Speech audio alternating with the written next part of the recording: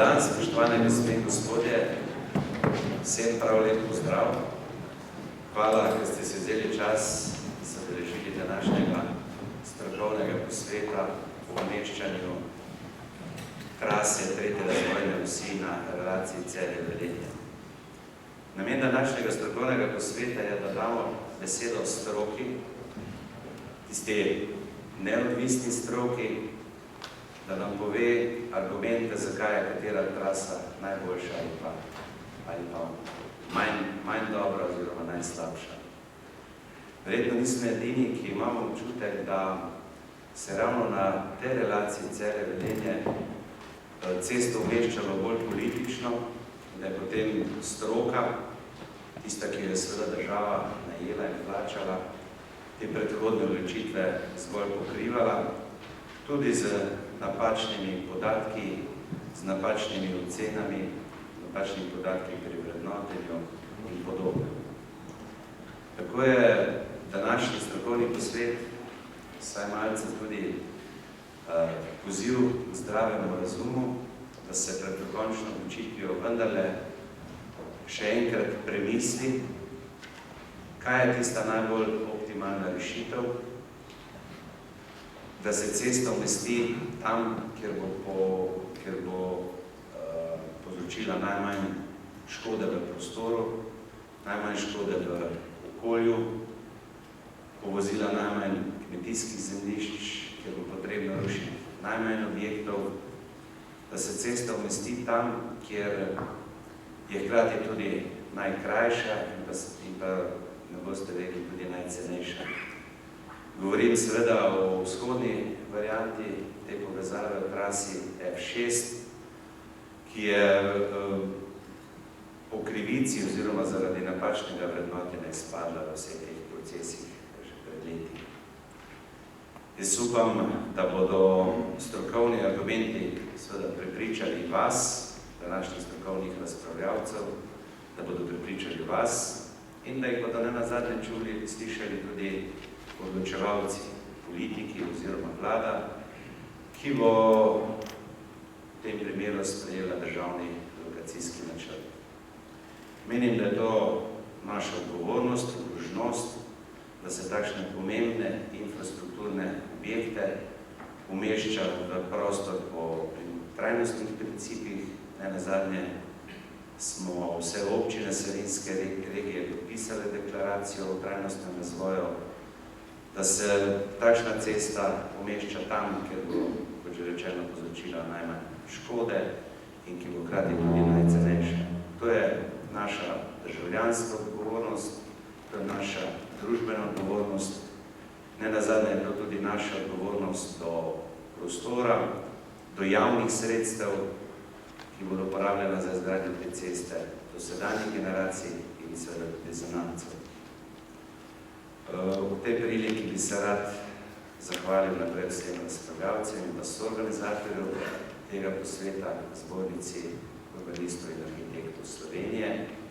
Želim pa dinamično, kot že rečeno, strokovno podprto razpravo in naj zaključim željo, da se glas z tega posveta sliši tudi tam, kjer se bo na koncu vse skupaj odločalo.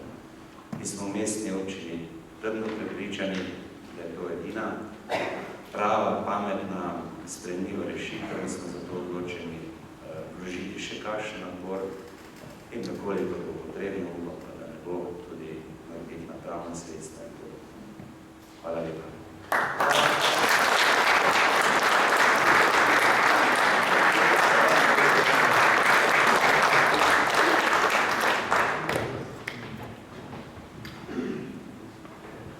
Dobar dan. Še v mojem imenu, moj ime je Aleksandar Ostam, sem urbanist, arhitekt, trenutno predsednik skupščine na Zbornici za arhitekturo in prostor Slovenije in matične sekcije arhitektov in tu predstavljam soorganizatorja tega posveta. Pa se zelo lepo pozdravljam, tako predstavnike Savinjske regije, župane, predstavnike uprave, predstavnike ministrstev, stroko in so javnost zainteresirana, ki je na tem posvetu prisotna. Jaz bi morda samo v par besedah skušal orisati historijat kratek. zakaj je pravzaprav do tega posveta prišlo, vsaj kar se nas tiče. Zbornica za arhitekturo in prostor, kot veste, je pač inštitucija, ki poleg oblastil skrbi tudi za to, oziroma ne bi skrbila za to, da je ene vrste vest prostora in da kolikor je le mogoče in kolikor je stroki dopuščeno, poleg društev bdi na tem, kaj se v prostoru dogaja. Od strateških nacionalnih projektov do manjših, torej lokalnih, mes pa seveda tudi regionalnih. Lani nekje pred kakim letom smo bili naprošeni strani članov iz vaše regije, da se tema tretje razvojne osi, predvsem v tem območju, se pravi na relaciji od A1 proti Velenju oziroma Šaleški regiji, da se preveri, da se spregleda, ali stvari dejansko grejo v smeri, ki so optimalne vseh možnih zornih kotov. Se pravi, čim bolj celovit pregled okoljskih, prostorskih, finančnih aspektov kulturne, naravne dediščine in ostalih, torej gradbeno-inženirskih, etc. Aspektov, ki se tičejo takega strateško zelo pomembnega projekta za državo, še posebej pa seveda tudi za regijo. Ko smo na nek način malo pregledali stvari in dali to v roke tudi strokovnemu svetu, ki na zbornici pač take strateške dileme in probleme pregleduje, je bilo ugotovljeno, da je tema dejansko pereča in da je smiselno iti recimo vsem nek tak prvi posvet, kjer bi se razgrnile na enakovreden način različni pogledi na to tematiko in zato smo še decembra lani, torej 2015, organizirali v Ljubljani na zbornici en prvi posvet, kjer je bilo kar nekaj županov iz vaše regije, prisotnih tudi strokovnih delavcev iz vaših uprav in tudi stroke. Tam so se na nek način soočila tudi ta mnenja in pokazala je še bolj jasno možne alternative današnji trasi, ki jo pač država vodi z ministrstvi in tudi sicer pač po tej tako imenovani F22 trasi. Zaključek tega posveta je bil in tudi apel zbornice, da se še enkrat celovito, seveda na hitro, kolikor je mogoče, preverijo komparativno trase, ali pa vsaj ti dve trasi, se pravi ta obstoječa F22, ki se jo danes zahodna, če tako rečemo, ki se jo danes obdeluje in ki je v postopku DPN, državnega prostorskega načrta, in hkrati morda tudi trasa po obstoječem koridorju med Arjo vasjo in Velenjem, oziroma variacije na to temo. Vedno še ta, ki jo pogojno imenujemo tudi F3, sredinska nekje. Tudi apel na ministrstvo, ki na nek način ni naletel čisto na pravi odziv, ali pa na odziv, ki smo upali, da ga bomo prejeli, torej da bo ta strokovna presoja dejansko narejena, pa se je to naredilo na nek način, na nek alternativni način, torej stroka v povezavi z občinami je to naredila sama, tako da zdaj imamo nek osnutek, neko idejno zasnovo, tudi te trase, ki je bila, kot je že prej gospod župan rekel, skozi postopke na nek način spregledana, ali naključno ali namensko, to o tem bi se težko debatirali. Skratka, zdaj imamo vsaj do neke mere neko bolj jasno situacijo, primerjalno, kaj pomenijo te posegi v prostor, v smislu vseh teh aspektov, ki so bili že preomenjeni in ki jih bomo slišali tudi danes na teh razpravah. Tako da, mislim, interes seveda ni, da bi zbornica na nek način skušal nad temi stvarmi na objektivni način in stremeti k temu, da se dejansko prije do neke situacije, ki bo in bolj kot pa ali, se pravi, kjer bi vsi vi partneri iz regije dejansko lahko potegnili najboljšo možno, ne pa da se pristali na logike nekega tekmovanja ali med dvema regijskima središčama, torej ali na kakšni drugi ravni, torej teh sekundarnih momentov in faktorjev, ki niso toliko primarni pri tem presojeno. Zato se nam zdi, da je tak posvet še kako potreben, da skušajmo najti neko sinergijo, pregledati te stvari in kljub temu, da vemo, da ima ta zgodba dolgi rep, da se skoraj 15 let o tem debatira, da vsi že nestrpno čakate na to, vsekakor ti koraki, ki jih zdaj tudi zbornica v sodelovanju z nami na nek način sprejema, nikakor ne bi smeli pač ali zaustaviti ali zavreti tega procesa, da pridete čim prej, da pridemo vsi, tako na državni ravni, kot se na regijski, do ene optimalne povezave znotraj regije primarno, ki je tudi pač na nek način strategiji prostorskega razvoja 2004 definirana, tretja razvojna os, in da tudi državljani Slovenije, vsi ostali, ki imamo radi vsa območja, vse regije, te prelepe države in dežele, dobimo najbolj pametno in racionalno rešitev, še posebej v teh časih, ko časa in možnosti, tako finančnih, kot tudi sicer v smislu oziroma v okviru trajnostnega razvoja, žrtvovanja nekih krajnih prostorov, zato skoraj ni več. Tako da jaz bom pomagal nekako moderirati to srečanje, da bom predolg, bi povedal, struktura je približno, oziroma dnevni red je približno tak, da bi zdaj na oder povabili nekaj razpravljalcev, ki bodo v kratkih prispevkih, tam med 5 in 10 minut, raje manj kot več, skušali vsak svojega zornega kota predstaviti to tematiko. Ko bomo šli skozi, bi dali seveda vam besedo, tako predstavnikom ministrstev, ki ste tu prisotni, kot županom in tudi ostali javnosti strokovni, zainteresirani, da poveste svoje mnenja in da morda na koncu pridemo do nekega zaključka, ki je povezujoč, kjer se bo morda dalo uvideti, da obstaja neka skupna varianta oziroma skupni imenovalec, ki jo vsem občinam najboljše možno prinesel. Hvala.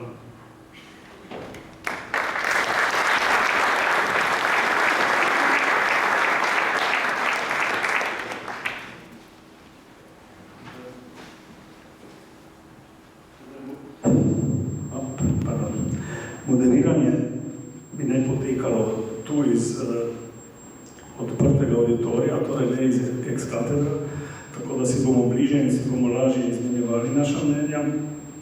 Jaz bi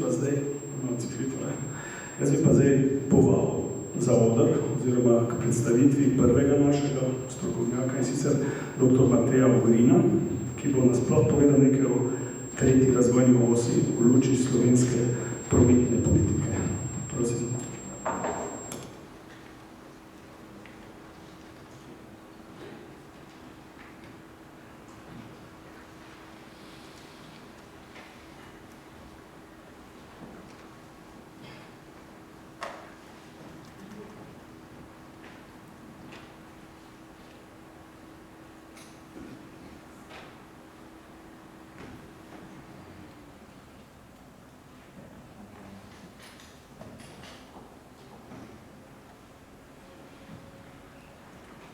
Dobar dan. Najprej hvala za povabilo. Pozdravljam vse župane, ostale prostorske občinske odločevalce in tudi ostalo strokovno in prizadeto javnost. Prihajam iz koalicije za trajnostno prometno politiko in težko bi rekel, kot je gospod župan Šrot napovedal, da sem neodvisen poznavalec. Sem zelo odvisen. Sem odvisen od prostora, v katerem sem se rodil, od prostora, ki sem ga dobil in sem odvisen tudi od tega, kaj bom za sabo pustil. Tako da sem zelo odvisen od tega, da udejanjam ali pa vsaj zastopam načela trajnostnega razvoja, trajnostne paradigme praktično na vseh področjih in danes bom predstavil vidike trajnostne mobilnosti skozi prizmo slovenske prometne politike in tretje razvojne osi, kolikor mi bo to pač uspelo. Najprej se vprašamo pri vsakem prometnem posegu, a je v kontekstu s prometno politiko in ali sploh imamo prometno politiko. Mi smo že več kot 10 let dejavni tako na področju načrtovanja slovenskih prometnih osi kot prometne politike in sicer in lahko rečem, da tam nekje od leta 2006 imamo prometno politiko. Mi imamo sprejeto resolucijo o prometni politiki iz leta 2006 in imamo čisto mlado strategijo razvoja prometa v Republiki Sloveniji. Pa vendarle, za moje pojme je ključna determinanta slovenske prometne politike dokument, o katerem smo tudi danes že slišali. In to je seveda strategija prostorskega razvoja. Kajti promet je tisti, ki servisira funkcioniranje prostora in vsi, ki odločajo o tem, kje in kako bo promet potekal, morajo najprej zastopati funkcioniranje prostora. Dostikrat se dogaja ravno obratno, da se v bistvu funkcioniranje prostora podreja raznoraznim prometnim vidikom Jaz upam, da z vidiki trajnostnega prometnega načrtovanja se ta pogled postopno, vem, da se spreminja, upam pa, da bo tudi v slovenski vključevalski ravni, kar se prometne politike tiče, ravno tretja razvojna os dokaz, da smo s temi preživetimi vzorci podrejanja prometnemu načrtovanju do nadaljnega upravljanja. Jaz bom šel samo čez nekaj izhodišč za naše prometne politike. Zakaj? Ker moja teza je, da kdor je prebral dokumente, ki determinirajo slovensko prometno politiko, v resnici ve, kje mora tretja razvojna os potekati. In z vidika strokovne presoje in seveda zavezanosti trajnostnemu razvoju, ki je postal tudi ne samo okrasek razvojnih dokumentov, ampak tudi sestavni del, tudi prometne strategije, so te stvari v glavnem že jasne. Vprašanje pa je, koliko jih praksa zastopi. Poglejte, nekaj čisto preprostih izhodišč. Že leta 2006 smo ugotavljali, da seveda takrat smo imeli nedokončan sistem avtocest, danes ga imamo. Avtoceste sicer še gradimo, ampak sistem avtocest, ki se je začel graditi leta 1971, je bil dokončan z zadnjim premostitveno težavo na Gorenjski avtocesti, se pravi govorimo o avtocesti križu.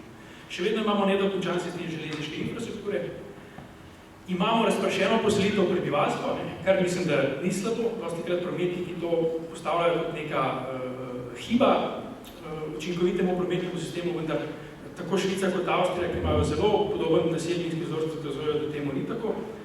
Imamo pa še vedno slabo razvit sistem državnih cest, ki prometno napajajo ne samo avtocestno mrežo, ampak seveda tudi druge regije. Še enkrat, to je bilo ugotovljeno že 10 let nazaj. Priložnost je pa že takrat prepoznana v teh tretji in četrti razvojni osi, ki povezuje regije z državami, ne sosednjimi državami, in napeljuje na glavno cestno os, glavni cestni križ Republike Slovenije, to je avtocestni križ smeri A1 in A2. Na področju prometne infrastrukture je že tedanji dokument seveda naslonil na strategijo prostorskega razvoja, predvsem v smislu racionalnega in učinkovitega prostorskega razvoja. Še enkrat poudarjam, racionalen in učinkovit prostorski razvoj.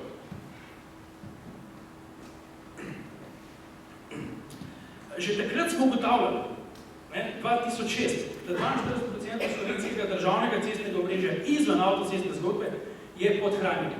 Danes je ta številka bistveno večja in dejstvo je, da če se lotevamo novih velikih infrastrukturnih projektov na področju cest, potem je več kot očitni argument, ki je danes še toliko bolj poudarjen in v svoji resnični zgodbi, da se lotimo obnove obstoječih tras, ne pa gradnje novih tras.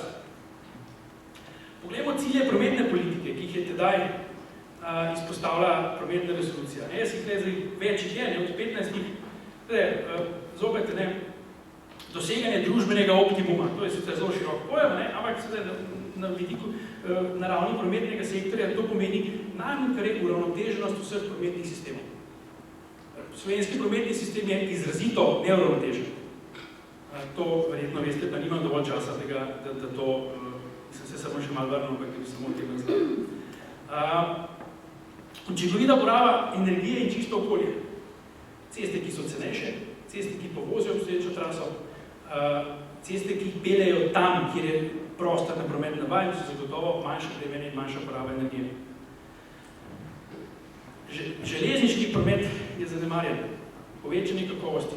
V tretji razvojni osi smo od leta 2004, ko je SPRS tudi že omenila, povsem izgubili razpravo o železnici in ostalih modalitetah prometa. Kaj bo z javnim prevozom, kaj bo železnico, kako bo s kolesarskim pozavom. O tem se ne razpravljamo. Kar pomeni, da če gremo v tem kontekstu naprej, nadaljujemo z prakso neuravnoteženosti prometnega sistema.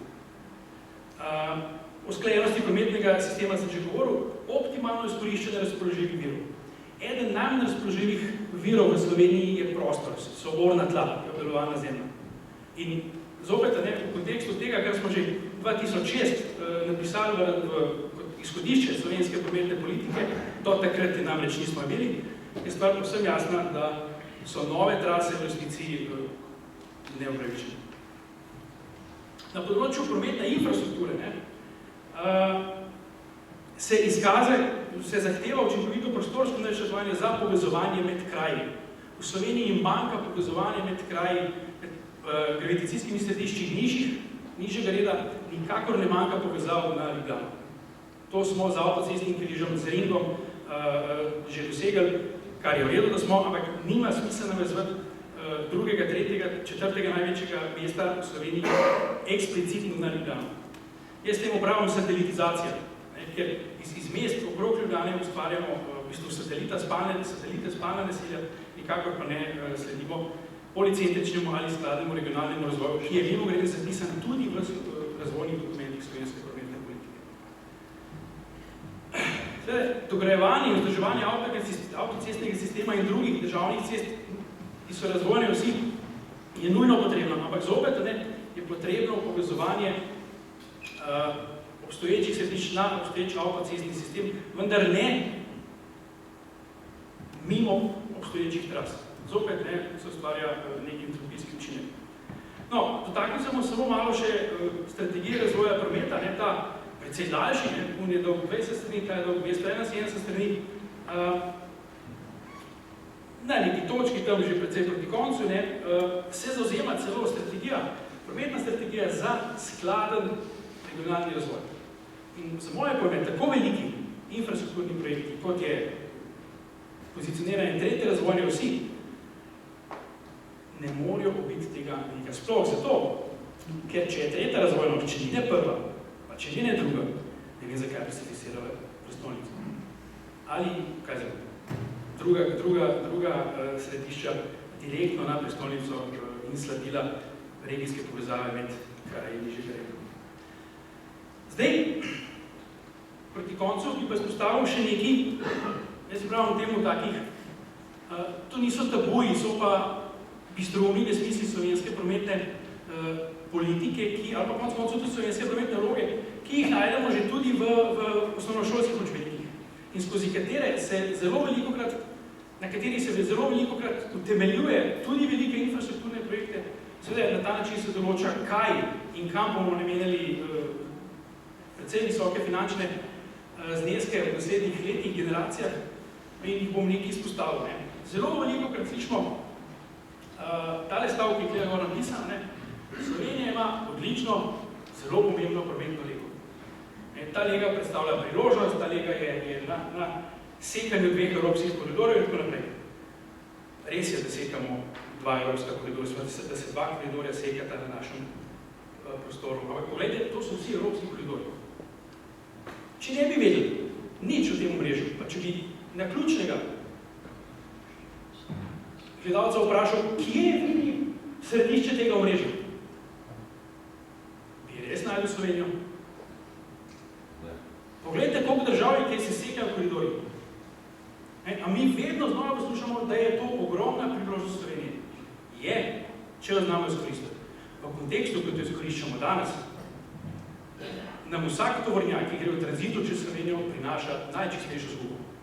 Cestnine so prenizke, tudi vinjete so prenizke. Vprašajte prvo finančno gospodarstvo, ki je mogla zelo hitreje to izračunala. In dejstvo je, da se avtoceste bistveno hitreje kvarijo, kot smo jih sposobni servisirati z obstoječim denarjem. Ne rečem, da poslovska vrata niso geostrateško pomembna. Kako jih pa izkoristimo, je posebno odvisno od tega, kaj znamo s cestnim sistemom delati. Samo eno vprašanje v tem kontekstu. Vi veste, kaj se dogaja v Luki Koper. Danes je okrog 9-10 tisoč kamionov gre čez Robert Komando. Če se v Luki Koper podvoji pretovor na svojih, ali da temo reči 25 milijonov ton, kar mislijo v naslednjih 5-10 letih narediti, in če to ne bo šlo po železnici, a si predstavljamo, da gre to po avtocestah? To gre tudi tukaj mimo, ne gre sem čez Robert Komando. To je ena zgodba, skozi katero mi upravičujemo vse velike projekte na cestah, hkrati pa zanemarjamo druge vidike in tudi uravnoteženost prometnega sistema. Naslednja stvar. Slovenija potrebuje avtoceste, nove ceste zaradi razpršene poselitve. To se že malo nakazalo. Ni res, da so sistemi javnega prometa učinkoviti samo tam, kjer imamo močne metropole.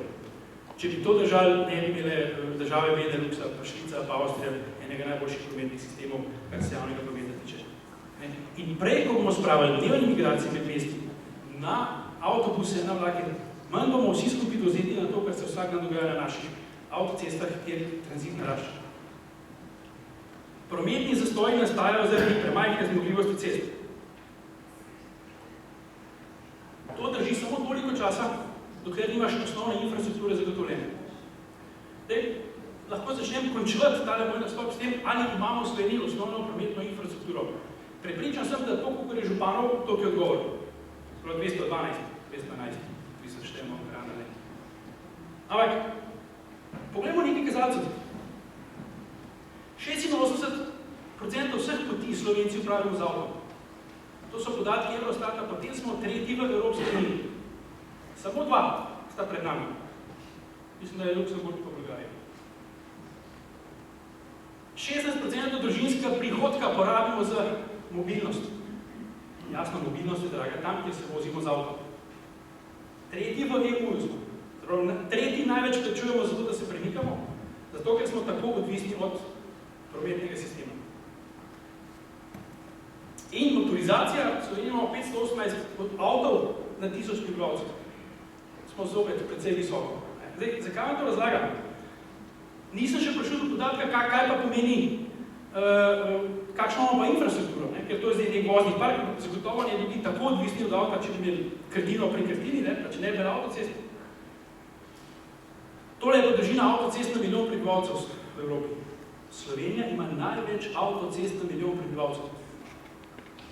In ko naredimo sondo v slovenskem javnem mnenju, imamo še zmeraj občutek, da te zgodbe absolutno niso dokončane. In tudi stroka, operativa, prometna politika ali pa lobby vedno znova prodajo zgodbo, da je treba širiti in graditi. Zdaj se govori že o širitvi Primorske avtoceste, govori se o širitvi Ljubljanskega ringa in raznih nevezavnih, razbremenjenih cestah in torej. To je spirala, ki ni konca. Nova infrastruktura dela novo prometno povpraševanje daje opravičilo o gradnji nove infrastrukture. In zgodba je nedokončana, dokler se ne bo nekdo v tej naši državi vprašal, kdo bo to plačal. In dajmo stopiti za korak nazaj in se vprašati, ali je prometna politika samo gradnja cest, ali je upravljanje prometne infrastrukture, upravljanje prometnega režima, upravljanje mobilnostnih potreb, upravljanje konec tudi načrtovanje prostora. Konec tudi, koliko nas vse to stane. To so kazalci iz Eurostata. To ni neka razne preko naprej pripravljene ali pa mogoče so zmanipulirali študije. Mogoče smo preveč v tej zgodbi, mogoče smo preveč noti, da ne vidimo iz tega lonca ven. In v tem kontekstu ni vprašanje, kje bo ta os potekala. Vprašanje je samo to, ali bo hkrati vlagala v razvoj železniške in druge intermodalnosti. Konec koncev, zakaj ne odpremo debate, da bi bil to pilotni primer uspešne železniške poti med Celjem in Velenjem, tako kot je Finžgovska železnica, ki je bila 4 let nazaj predstavljena na posvetu slovenskih železnicah na Južnem Tirolsku. V 3 letih 6 milijonov potnikov. To so razvojna vprašanja, ne pa, oprostite, 10 milijonov gora dol po eni ali drugi trasi. Hvala lepa.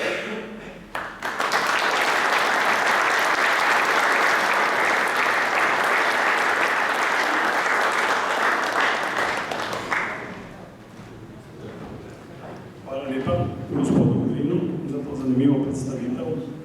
Zdaj bi pa povabil gospoda Urbana Jeriho, urbanistnega arhitekta, da nam predstavi temu, kako z boljšo rešitvijo prihraniti 200 milijonov.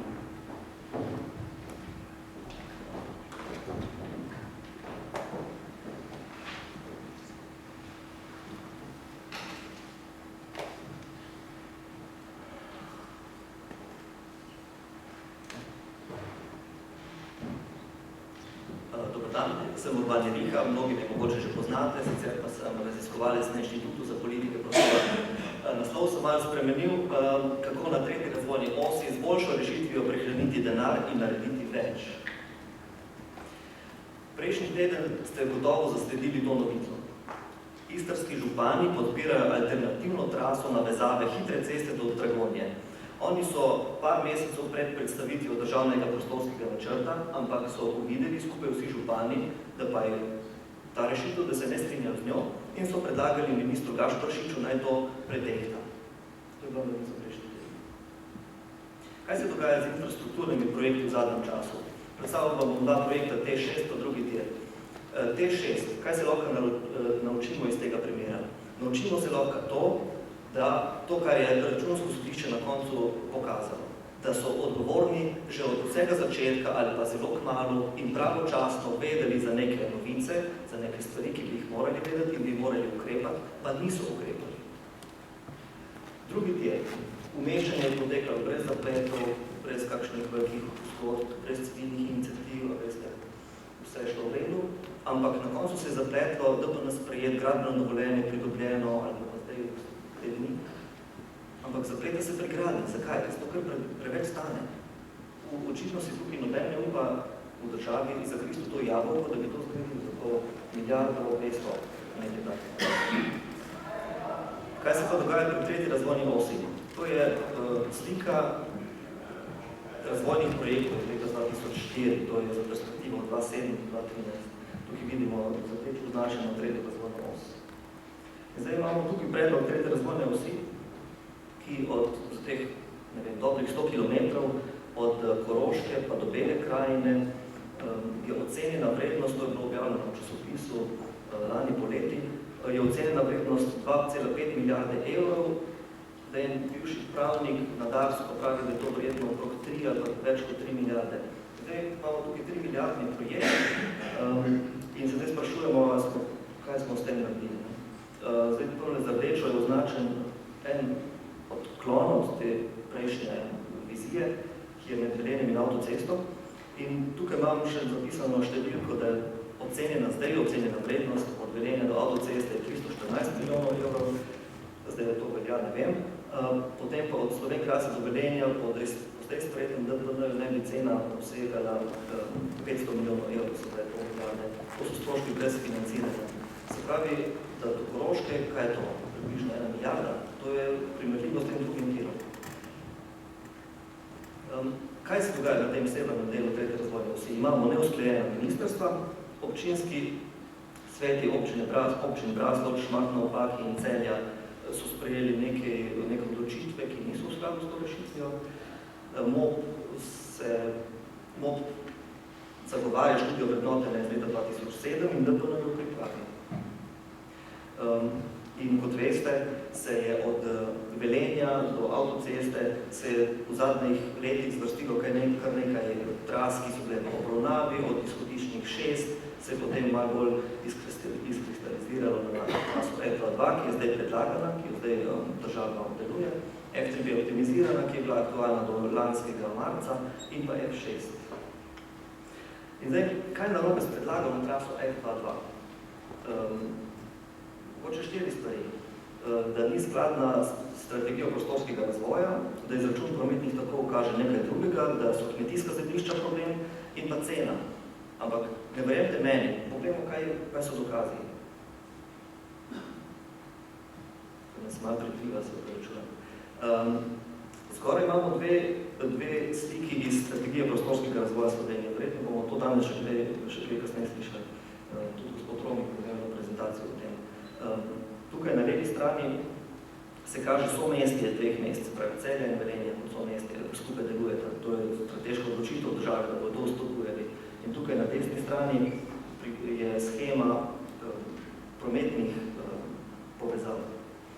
Zdaj, kaj se pa zdaj udejanja? Na levi strani spodaj vidimo, da se zdaj udejanja neka druga schema, ki ne povezuje Velenja in Celja. Na drugi strani bi se pa lahko udejanila ena druga, ki pa bi ta dva mesta celo povezovala. V prometni strategiji Slovenije iz leta 2015 je vsekakor fokus celega razvoja prometa usmerjen do upravljanja prometa in prenovo cest in ima to absolutno prednost pred novogradnjami. In tukaj so dve slike, ena je slika prometnih tokov in druga je slika, kako so ceste obremenjene v konicah. kaže se, seveda, da je cesta med Velenjem in Arjo Vasjo zelo obremenjena. In prometna študija iz leta 2014, to je novelacija prometnega modela, je nedvoumna v svojih trditvah. Piše, da 2/3 prometnih tokov z velenjske smeri je in bo usmerjenih proti Celju in le 1/3 proti Ljubljani. In več celotnega prometa bo v vsakem primeru prevzela obstoječa cesta. To je študija, ki jo je naložil Dajs. In jo seveda poznajo. Kaj pa s kmetijskimi zemljišči? Če primerjamo vse trase, ki so bile ocenjene, se kaže, da trasa F2 in potem F2 kot najbolj uničujoča za kmetijsko zemljo. Zdaj tukaj, mislim, glede na pedološke kriterije. Kaj pa cena? Zdaj o ceni bomo slišali malo več kasneje v prispevku gospe Kričeve, tako da zdaj se tukaj ne bi preveč zadržal, ampak po hitri preveritvi se kaže, da je razlika 3:1 v korist seveda cenejši trasi proti Arji Vasi. Zdaj, kako je prišlo do tega stanja, se lahko vprašamo. Ja, leta 2007 je bila izdelana ena študija vrednotenja, ki jo je izdelalo eno projektivno podjetje. In kakšna je bila ta študija? Ta študija kaže zelo majhne razlike med traso F2 in F6. 112 proti 114 točk. Naletela je na kritike pri revidentih, mogoče bo gospod Rovnik malo več povedal o tem tudi. Medresorska delovna komisija leta 2011 je dala eno mnenje, je kritizirala argumentacijo, predvsem slabo zastavljene cilje in izdala nekaj priporočila. In pa napake pri prometnem modelu, da bi kasneje pokazal. Da vam malo pokažem, kako je ta študija izgledala. To je iz mape 1 iz zvezka 2. V opisu navezave večjih urbanih naselij, to je tehnični vidik, je v opisu variant piše, da je najbolj pomembna, dobra in logična navezava večjih urbanih središč na hitro cesto. In v opisu piše, da trasa F6 najbolje povezuje Velenje z Žalcem in Celjem. Točkovanje je pa ravno obratno. Točkovanje je pa tako, da F6 ocenijo z manj učinkovito navezavo, vsi nasprotujejo tisti prejšnji izjavi in ocenijo s 2 točkama, F2 pa ocenijo kot najbolj učinkovito navezavo. Se spet nasprotujejo prejšnji izjavi, dajo največ točk, 5. No, zdaj, o tej prej omenjeni medresorski delovni komisiji, ki je bila takrat pod regionalno recimo ministra za okolje in prostor, Rokom Žarničem. Oni so izdali celo poročilo, brez dokumentov vsega približno 50 strani, izpostavili tudi 3 sklepe. En sklep, da predlog najustreznejše variante ni dovolj jasno argumentiran. Drugi sklep, zahtevajo dopolnitev primerjalno študijo variant. Tretjič, Ministrstvo za kmetijstvo, gozdarstvo in prehrano je opozarjalo, da je varianta F2 najmanj sprejemljiva in predlagalo proučitev varianta Arjo Vas. Naslednjič, napake v prometni študiji. Kaj so? Te projektanti, ko so naredili prometno študijo, novelacijo prometnega modela, so odkrili, da oni, ko so delali pred njimi, so naredili nekaj nenavadnega. In sicer Celje so ocenili 100 manj delovnimi mesti. To pa zato, da bi se težišče, mislim, takrat posledica te napake je bilo, da se je težišče v prometnem modelu nagnilo proti zahodu. In pa promet med Velenjem in avtocesto A1 so prikazali, da je 2-krat večji. In pravijo, da je to zelo nenavadno.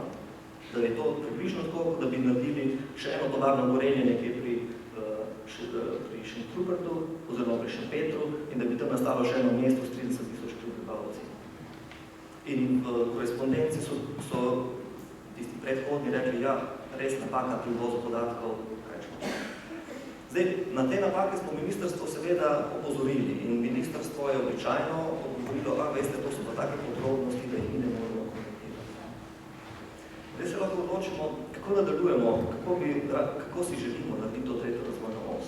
A s starimi napakami, s tistimi študijami vrednotenja, ki imajo očitne napake, take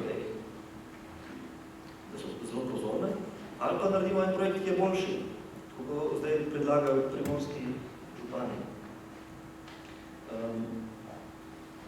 Zdaj ena novost, ki se je zgodila od decembra do zdaj, je ena študija, ki jo bo predstavila Kričeva malo kasneje. In sicer to je trasa F6, smo jo preverili, kaj pomeni. In primerjali smo jo zdaj po enih parih kriterijih. Cena 3-krat cenejša. Čas gradnje za 2 leti in pol, krajši čas gradnje. Predvsem zato, ker ni predorov ali večjih objektov infrastrukturnih, to pomeni ni tunelov, ni viaduktov in podobno. V Velenju to omogoča, da je priključek na zahodu in vzhodu. Za razliko od trase F22, kjer je samo na zahodu, daleč od poselitvenih naselij, to pomeni, da bi se mogli čez celo mesto omeniti. Kaj je občinska podpora?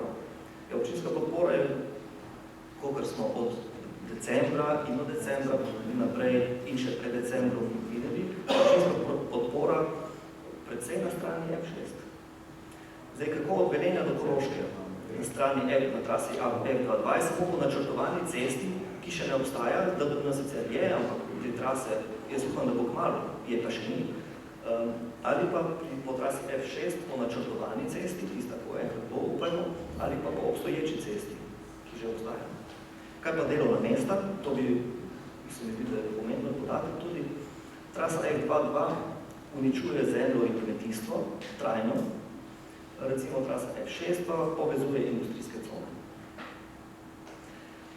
Zdaj, to je v bistvu vizija tretje razvojne osi, ki bi lahko bila malo bolj ustrezna.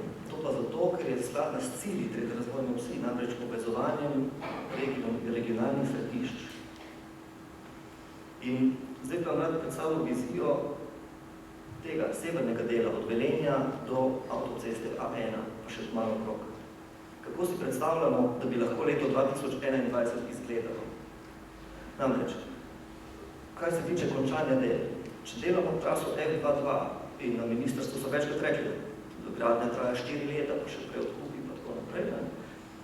To pomeni, da leta 2021 ta cesta še ne bo končana.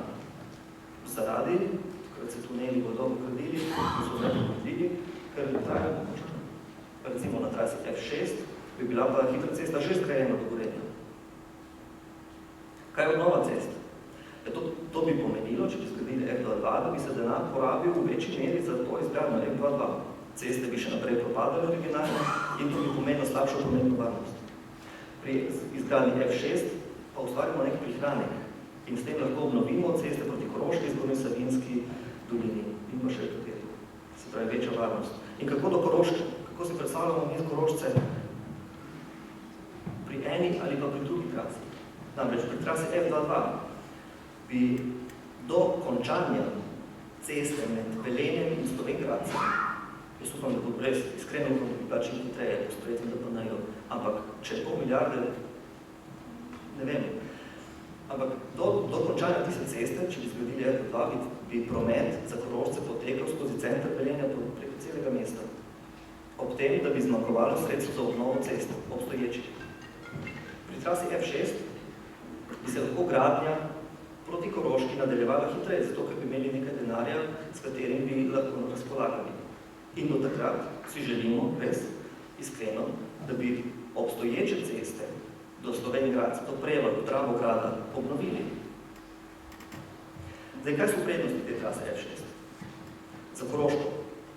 Za Koroško to pomeni, da se med gradnjo hitre ceste od Velenja do Slovenj Gradca uporablja obstoječo cesto skozi Nizlino.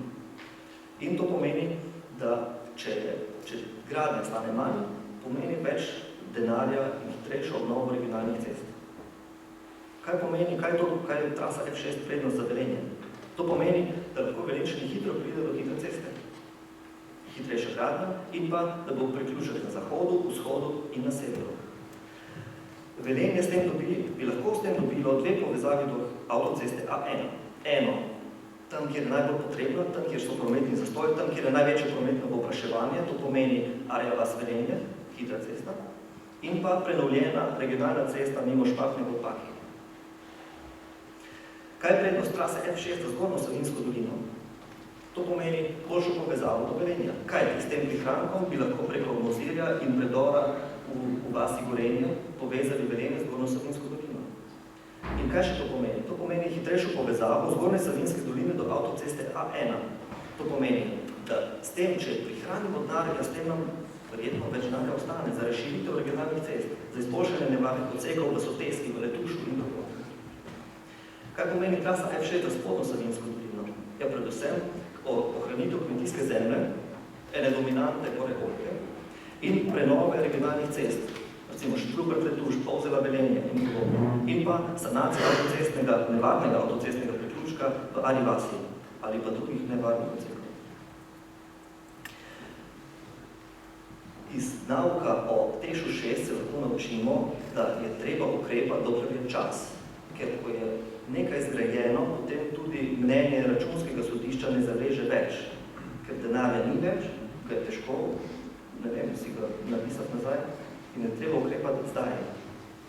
In zdaj vse prisotne, pa še mogoče tiste, ki niso prisotni, lahko pozivamo k razvojnemu partnerstvu. To pomeni Vlada Republike Slovenije, vse občine na tem območju, Zbornico za arhitekturo in prostor Slovenije, univerze, ker smo sodelovali in tako z Univerzo v Ljubljani, z Univerzo v Mariboru, z Univerzo na Primorskem še nismo, zakaj pa ne, in gospodarsko zbornico, da se res vabimo v razvojno partnerstvo, da naredimo takšne stvari, da podpremo modre rešitve. Hvala lepa.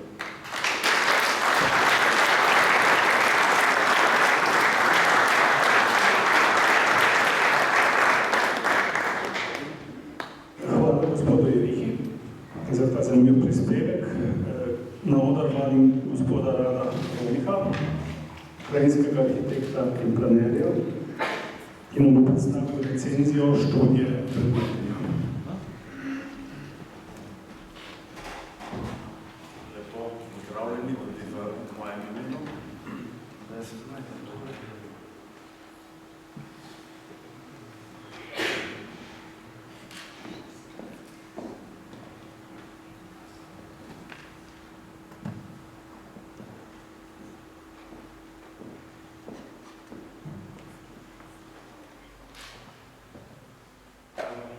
Ja, najprej bi želel povedati, da sem danes v enem tak malo počljivem položaju.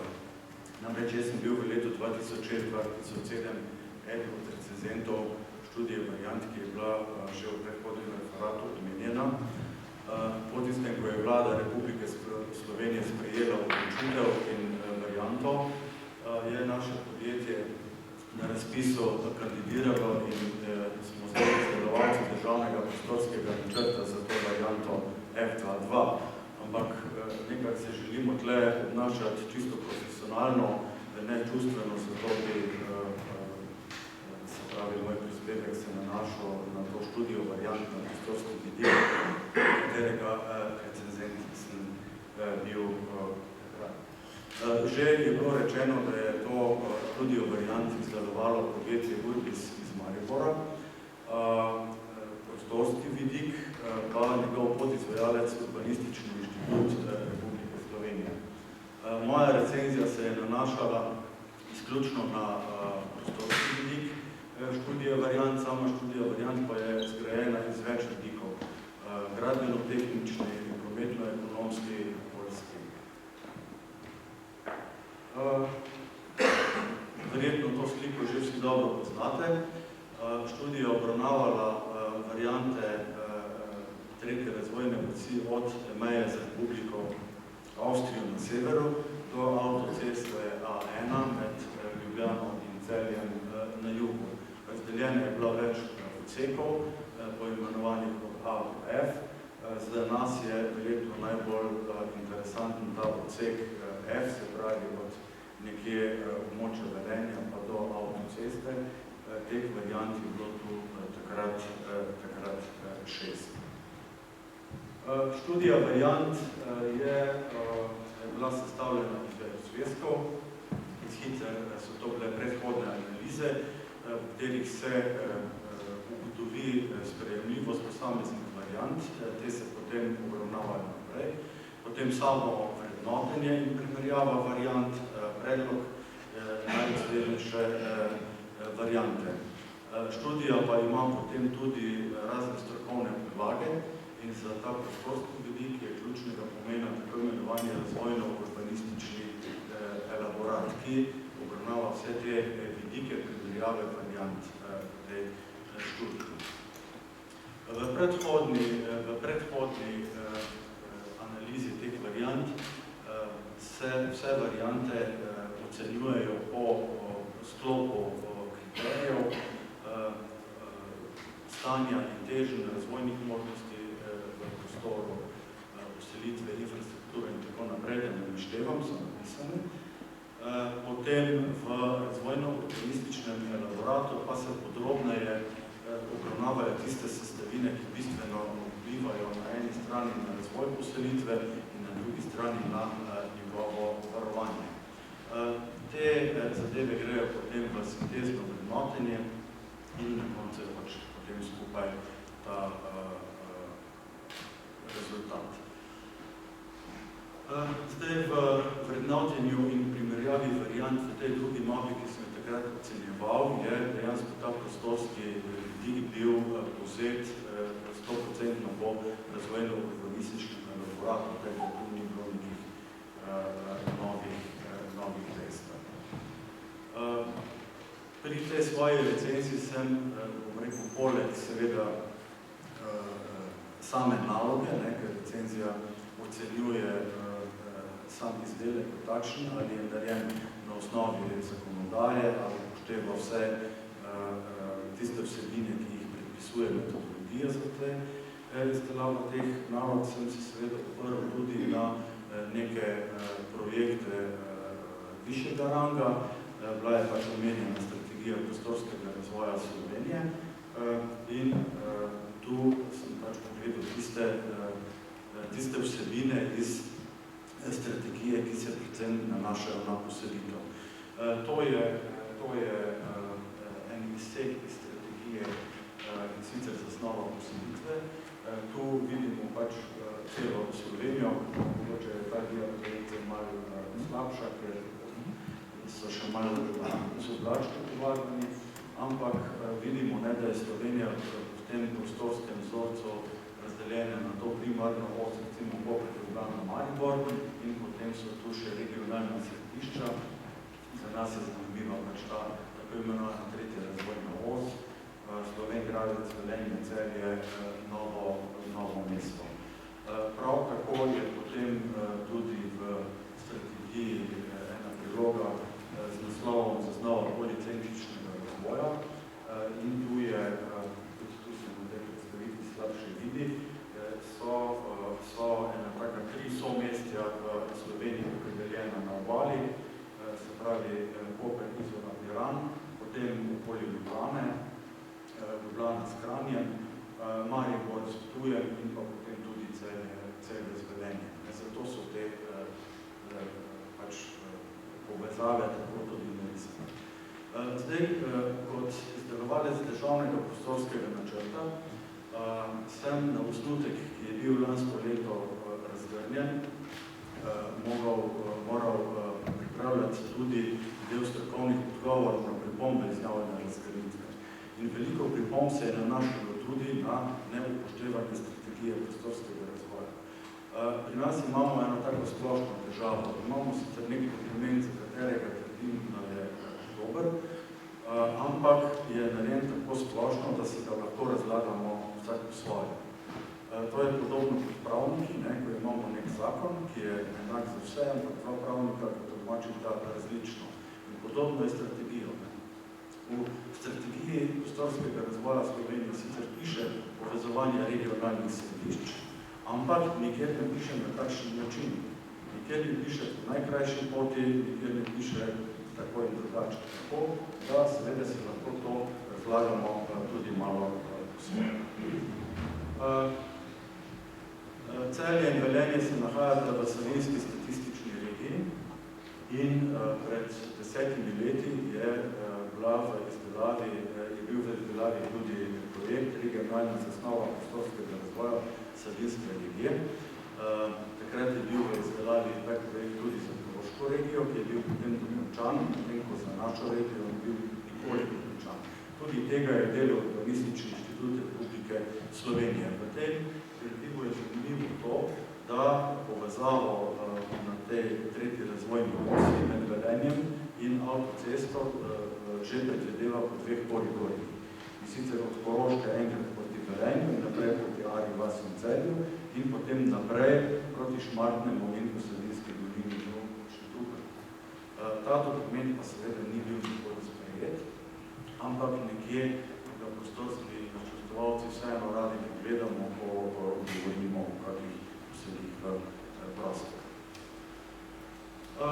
Pri svoji recenziji te študije sem sicer ugotovil, da je študija kot taka napisana korektno, kakovno in tudi vsebinsko, da obravnava vse tiste sklope, ampak da pri katerih vsebinah, kar se tiče prostorskega vidika, je pa vseeno malo presplošna, prepovršna ali pa so določeni zaključki nerazumljivi. Recimo opis te Savinjske regije v tej študiji samo navaja občine, ki v to regijo sodijo, nima nobenih komentarjev glede na to, medtem ko recimo za tisti koroški del, za severni del, pa to so komentarji bolj podrobni. Pač razlagamo se lahko to, da ta regionalna zasnova prostorskega razvoja za Koroško je takrat bila sprejeta in uveljavljena, za Savinjsko to regijo pa ne. Recimo poglavje krajina, kot eno od poglavij v poselitvi, čeprav v tem vidiku ne bistveno, je zgolj nek krajši opis, tudi brez komentarja.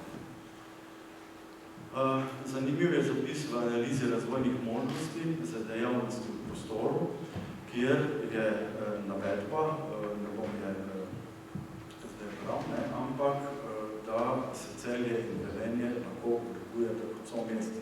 To je verjetno pripisano iz strategije prostorskega razvoja Slovenije. V nadaljevanju te študije v tem razvojno-urbanističnem elaboratu prostorskem vidiku tega ni nikjer več omenjeno, da se pravi tudi ni ocenjevano. V razvojno-urbanističnem elaboratu sem pač takrat v svoji recenziji upozoril na več pomanjkljivosti. In sicer da so opisi variant zelo podobni, ocen recimo variant praktično ni pri povezovanju naselij, da so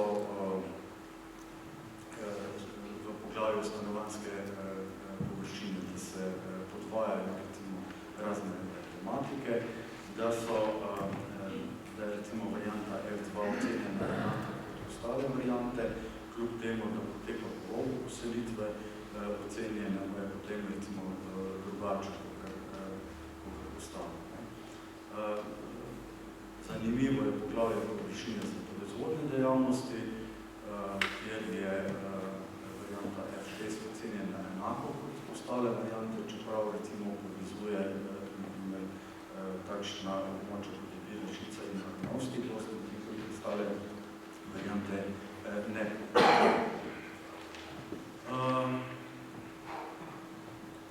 Vse variante recimo vplivajo na rekreacijo, potem v tabeli, kot recimo zaključko te študije, kje je eno drugače. V primarni gospodarski rabi, ko gre za kmetijstvo in gozdarstvo kot gospodarski vidik, ne kot recimo varovalni vidik, so recimo ena od pripomb je bila, da sta že te dve rabe združene, recimo kar v eno poglavje in je težko izločiti recimo v opisa variante 6 plus sploh ni, iz opisa in potem ocen pa ni razvidno, kjer je dejansko na koncu boljša. Pomanjkljivosti so bile tudi v poglavju komunalna infrastruktura, kjer so nosilci urejanja prostora, ki so dali smernice, opozarjali na določene zadeve, da sami študiji pa niso bile te zadeve obravnavane in po moji oceni primerno vrednotene.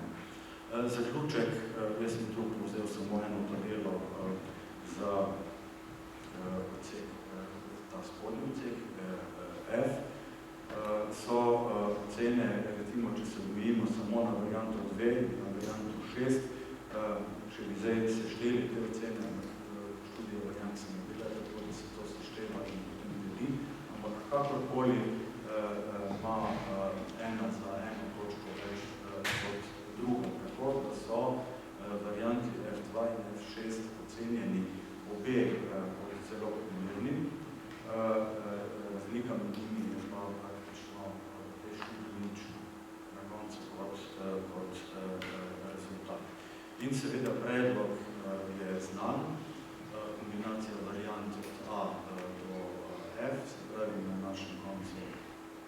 šesti moj zaključek te recenzije takrat je bil, da ne se te pomanjkljivosti še enkrat preverijo, ali res držijo ali ne držijo in v skladu s tem študija dopolni ali pa ne, ker predmet recenzije ni zdaj, da bi šla računati in ugotavljati napake, ampak samo te ugotovitve, da se pozori.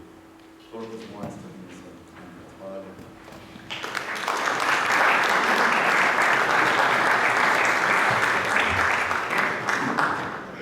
Hvala, gospod Romik. Pred nami so že trije predstavljalci, bi prosil, da smo toliko v okviru daljega časa. Sicer najprej gospod Janko Rožič, arhitekt in urbanist, ki bo govoril o tretji razvojni osi kot zadnji priložnosti za trajnostni razvoj. Tako pozdravljeni, tako župani, ko so zainteresirana javnost. Bom poskušal predstaviti ta problem, ki je že dobro osvetljen z obeh strani, z prostorskega vidika. Hkrati bi se osredotočil pravzaprav na nekaj tistih ključnih razlik, ki mislim, da danes v bistvu že globoko v tretjem tisočletju lahko pokažejo pravzaprav, kaj pomeni na nek način inercija nekih procesov, ki se po cestah, nažalost, naših v bistvu vse prevečkrat valjajo z močnimi tonažami. Prej smo lahko videli, da imamo pravzaprav na prebivalca več avtocest kot, še enkrat več avtocest kot Avstrija. In tukaj lahko vidimo pravzaprav, kaj pomeni dejansko edini nacionalni program, ki smo ga imeli v 90-ih letih. Sem pač arhitekt in urbanist, ki sem se že takrat poskušal zavzemati za to, da bi bile avtoceste speljane skozi Slovenijo mrežno in da dejansko smo že takrat opozarjali, da ostala cestna infrastruktura ne bi obvisela v zraku, tako kot se nam je na žalost zdaj zgodilo. Ta razvojna neravnovesja so nekaj, kar pravzaprav z vsakim korakom v prostor lahko začnemo blažiti in na nek način tudi spreminjati, ali pa, če dopustimo to inercijo, pustimo, da se ta valja pelje naprej. Dejstvo je, da danes govorijo o preplačanih avtocestah, da se danes govori o najdražji varianti drugega tira in da tudi tukaj pravzaprav pridemo do projekta, ki je na nek način zgrajen po kriterijih pred krizo, kajti krizis je trenutek odločitve, stari grki so vedeli, da se krize ne sme pasivno spremljati, da kriza sama v sebi nosi rešitev, da moramo neustrašno pogledati, kaj je povzročilo in znotraj nje obrniti tisto os, ki nam omogoči, da stvari z prepoznavanjem, da se napake ne ponavljajo, vendarle obrnemo drugače. Zato sem naslovil ta svoj prispevek, v bistvu tretja razvojna os, ali zadnja možnost trajnostnega razvoja Slovenije, kajti to inercijo lahko zasledite že v previsokih ograjah, v bistvu ravno po Celju, kajti vemo, kako se je pravzaprav evropski denar moral hitro potrošiti in če želimo pravzaprav prikazati višjo ceno, gre v višino na nek način brez dodatnega truda, tako rekoč najlažje.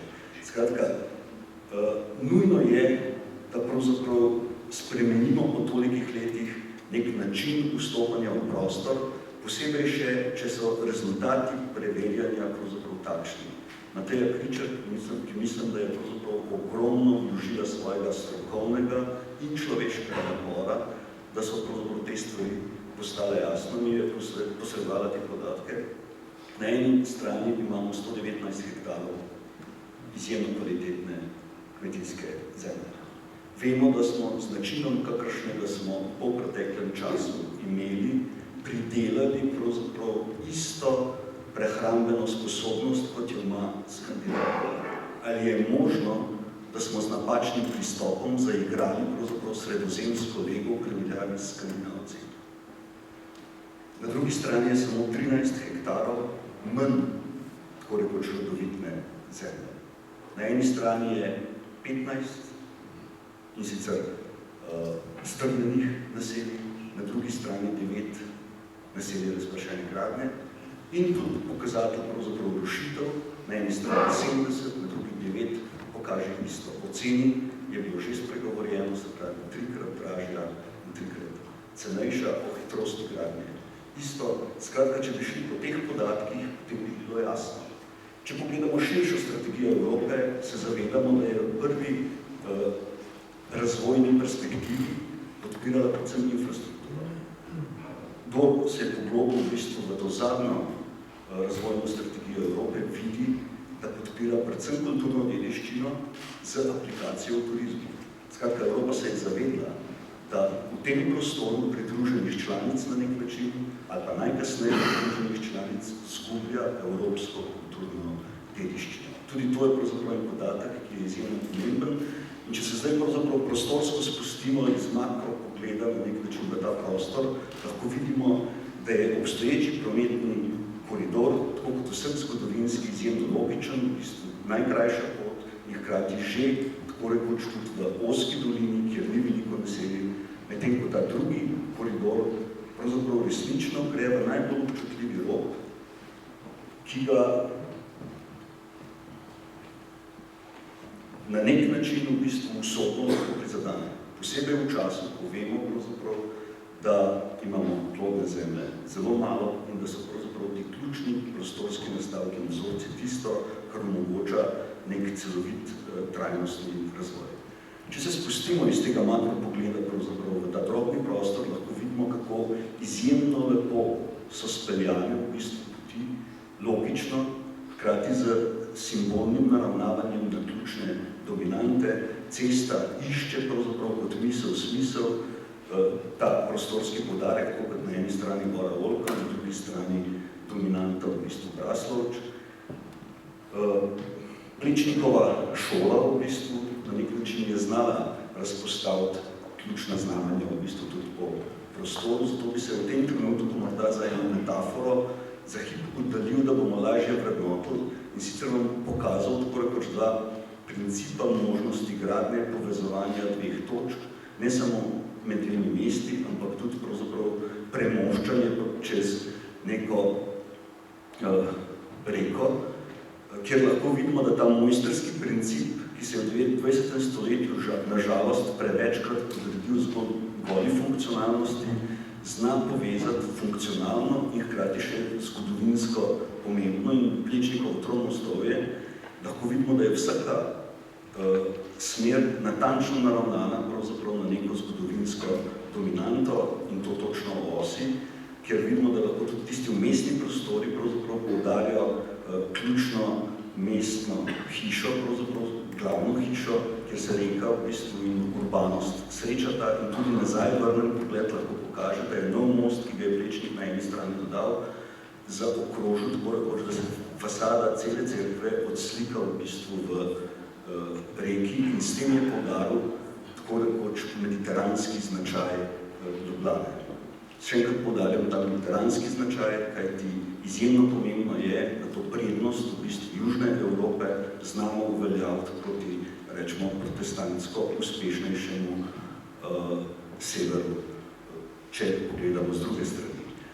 Hkrati pa polpreteklo ravnanje z neko metaforo, vendarle z znanstveno natančnostjo, četveromostje, ravno tako v Ljubljani na zahodu, kjer pa lahko vidimo, da vsak most ne samo, da razreši problem in dejansko se v prostor upne celovito, zelo slabo pravzaprav premošča že ta mali graben, kajti vsak nadaljni most se mora umikati v mostu pred njim. Imamo nek fenomen eksplozije, kjer nek droben zdrs povzroči tako rekoč ogromno, enormno nadgradnjo. Tretji most je dolgi most, najdaljši most, avtocestni, pa praktično presega vse prejšnje meje in če tako pogledamo, si lahko zamislite ob tistem statističnem podatku, da imamo še enkrat več kilometrov avtocest kot Avstrijci.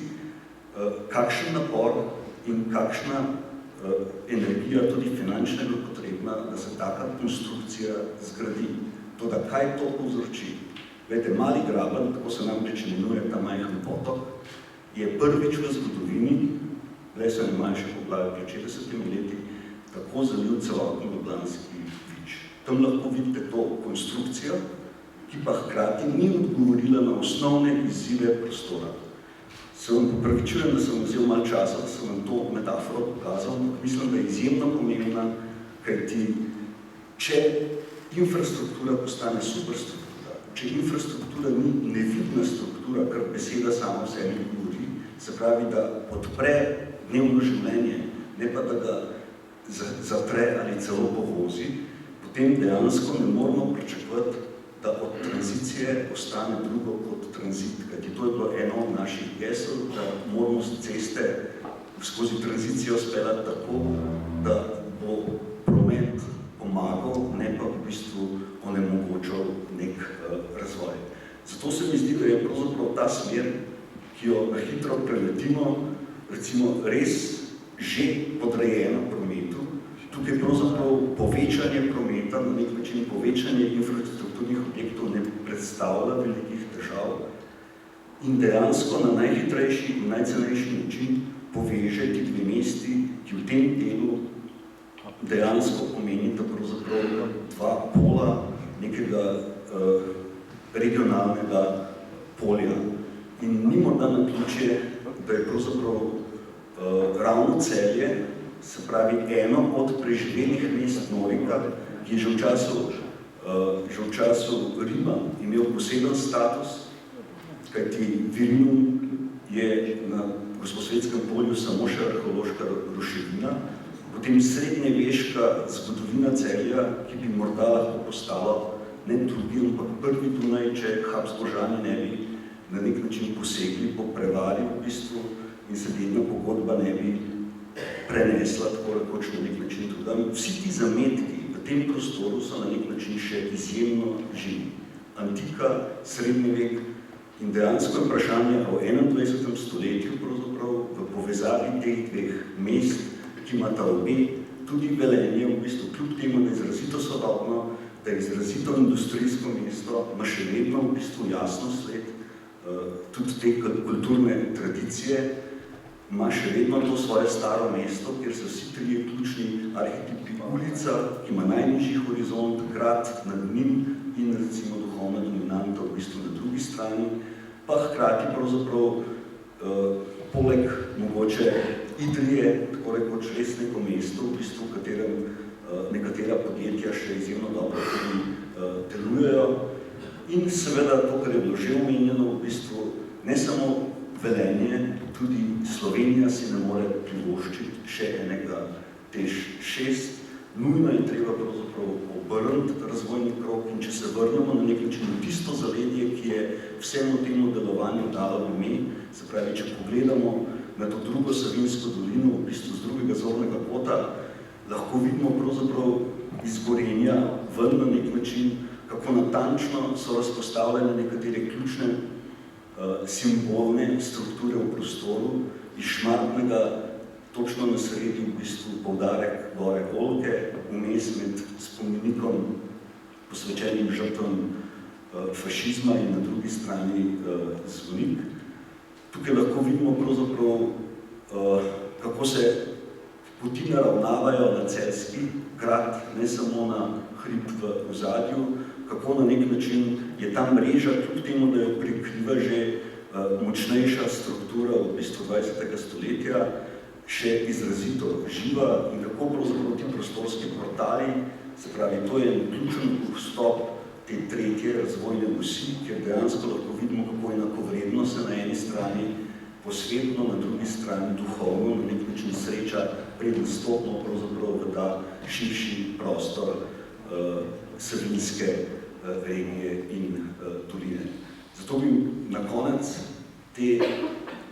koncu te projekcije rad še enkrat pozval pravzaprav vse odgovorne, da skupaj s ključnimi strokovnimi pretresi in na nek način v skladu z jasno vizijo pregledamo, kajti po krizi je najbolj normalna reakcija, da se projekte izpred krize, ki so jo do neke mere tudi povzročili, tako kot so bili zastavljeni, pregleda, recenzira in še enkrat nastavi pravzaprav korak, ki bo dejansko omogočil, da se razvoj resnično trajnostno, ne samo trajnostno, ampak trajno umesti v prostor. Hvala lepa.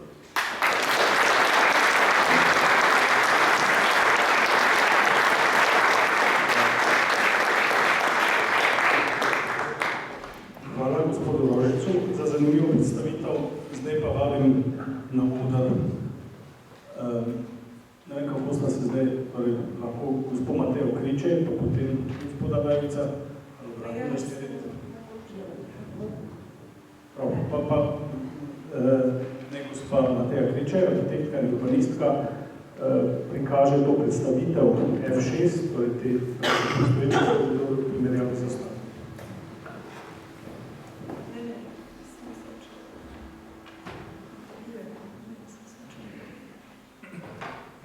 Enkrat apeliram, da smo lahko, kar je pač mogoče, v danih razmerah konsistentni. Lepo pozdravljeni.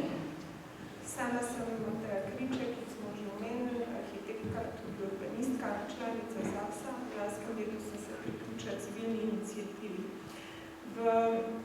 V tej nameri, da v bistvu skupaj z širšimi močmi nekako vidimo, kakšna je problematika umestitve te tretje razvojne osi.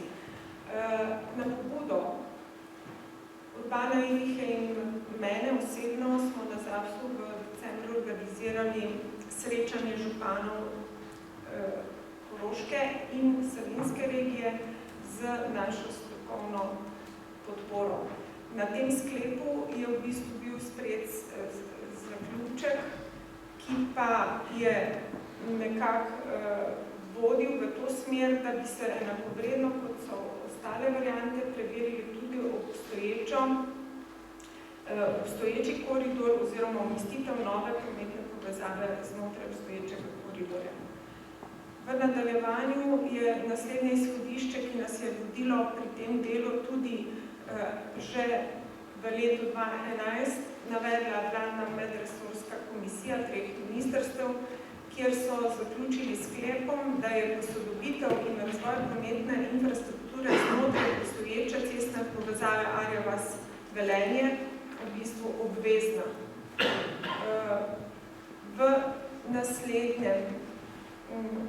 naslednjem izhodišču, ki smo ga pač poiskali, oziroma so ga navedli tudi Ministrstvo za okolje in prostor, kjer so ravno na tem posvetu na zbornici za arhitekturo in prostor navajali, da je F6 v bistvu prednostno ovrednotena, predvsem iz stališča, zato ker je umeščena v obstoječi prometni koridor, ker je manj prostorsko in okoljsko škodljiva, je najprimernejša z vidika manj zahtevne gradnje objektov in seveda posledično temu tudi je časovno krajša gradnja.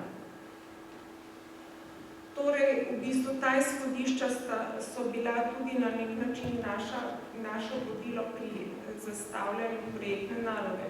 Namreč s skupino strokovnjakov, graditeljev ceste in vsem v bistvu podpornikom stroke smo zastavili v bistvu si nalogo in cilj, da konkretno preverimo umestitev nove prometnice v obstoječem koridorju, ki bo ekvivalentno tehnično enakovredna cesti, ki jo načrtuje DPN.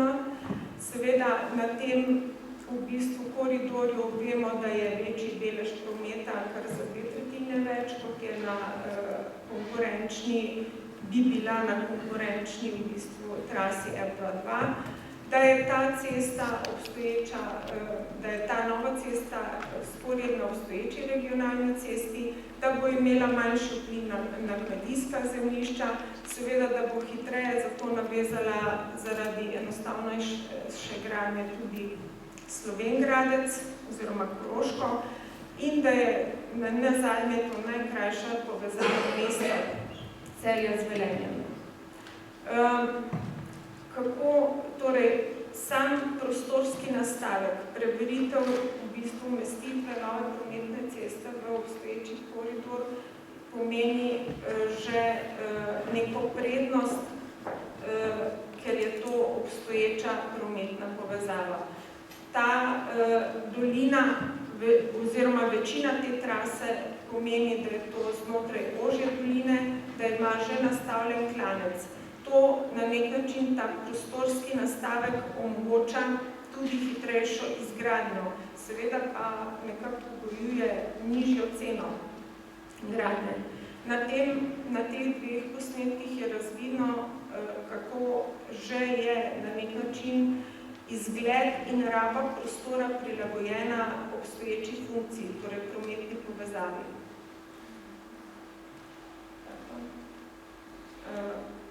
No, v bistvu marcu nekje je nastal ta idejni načrt, ki ima v bistvu v končni fazi vse tehnične lastnosti, kot sem omenila, že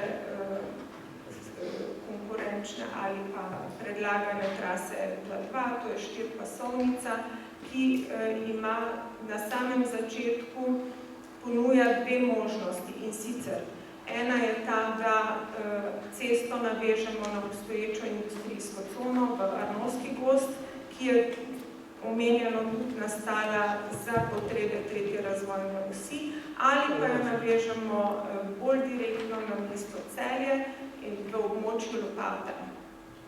Torej, v samem začetku je cesta umeščena ali pa praktično po celi trasi sporedno k obstoječi regionalni cesti, na samem začetku pa v območje kmetijskih zemljišč, obrob kmetijskih zemljišč, ki so pa na tem delu ob Arji vasi manj vredna, torej boniteto imajo 35. V nadaljevanju v območju Pirešice se zgodi edini objekt na tej trasi, in sicer to je viadukt dolžine 715 metrov, ki zaobide ta kamnolom.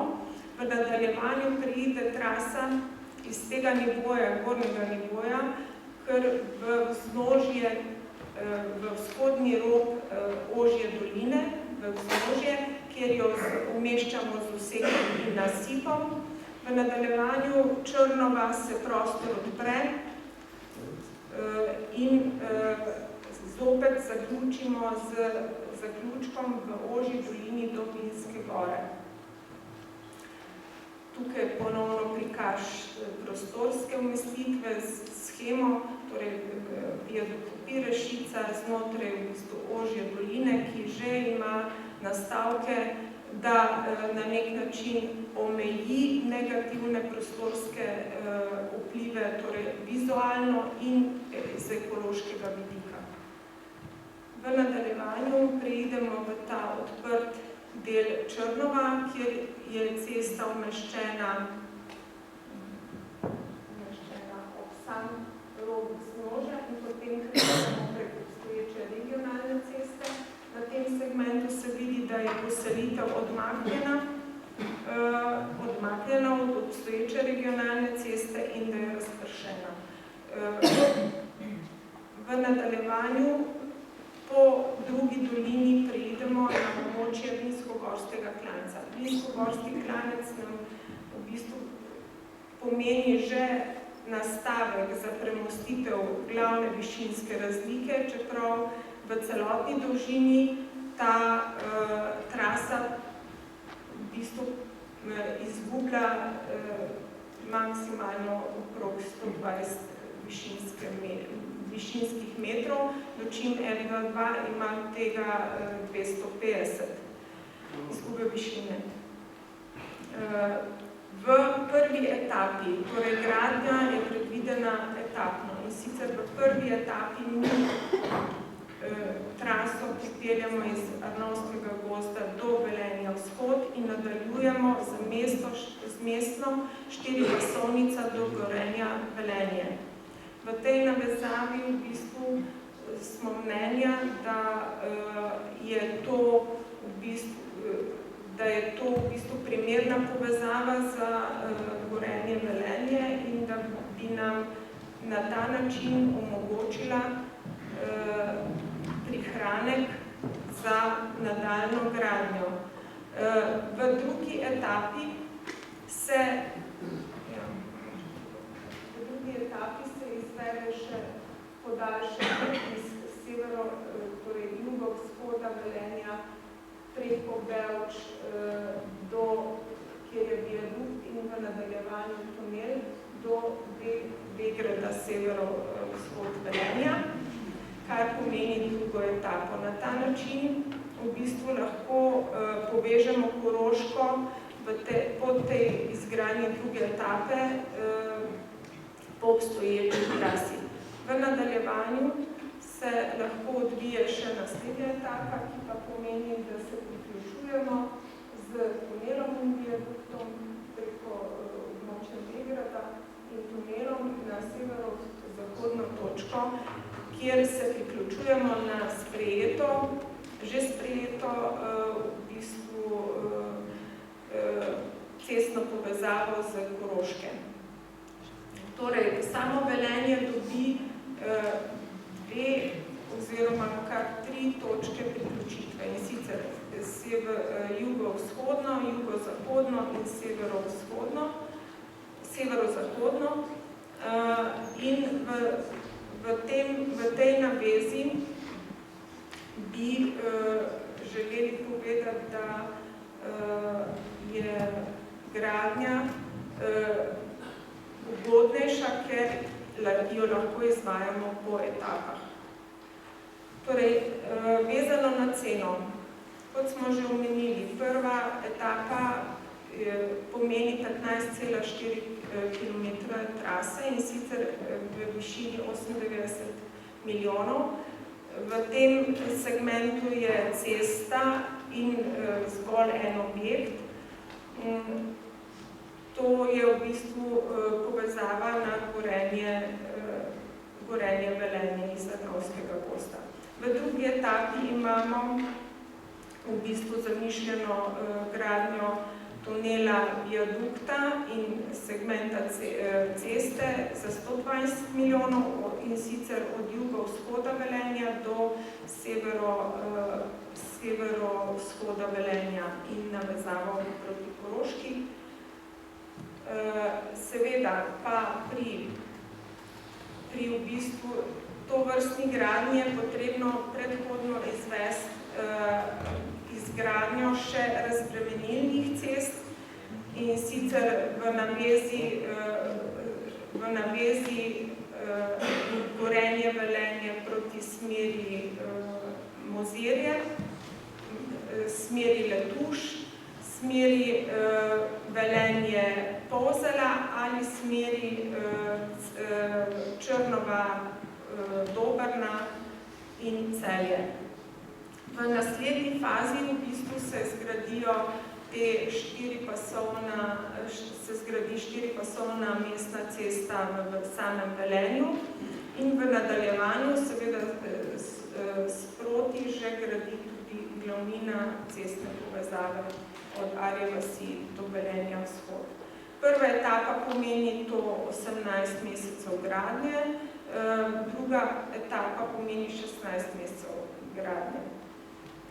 Zdaj, seveda, ali je takšna cesta upravičena? Seveda je, zaradi velikega prometa, ki poteka na tej strani, na strani Arje vas Velenje, je enostavnejša in cenejša gradnja, je hitro izvedljiva in etapno izvedljiva, je najkrajša povezava mestnih središč Celja in Velenja. Iz strateškega vidika pa je to prostor, v bistvu sledi zakonodaji, strategiji prostorskega razvoja Slovenije iz leta 2004, strategiji razvoja prometnega razvoja Slovenije iz 2015 in Alpski konvenciji in seveda uresničuje nek širši cilj, da se hitreje Koroška poveže po obstoječi cesti ali pa po načrtovani cesti z osrednjo Slovenijo.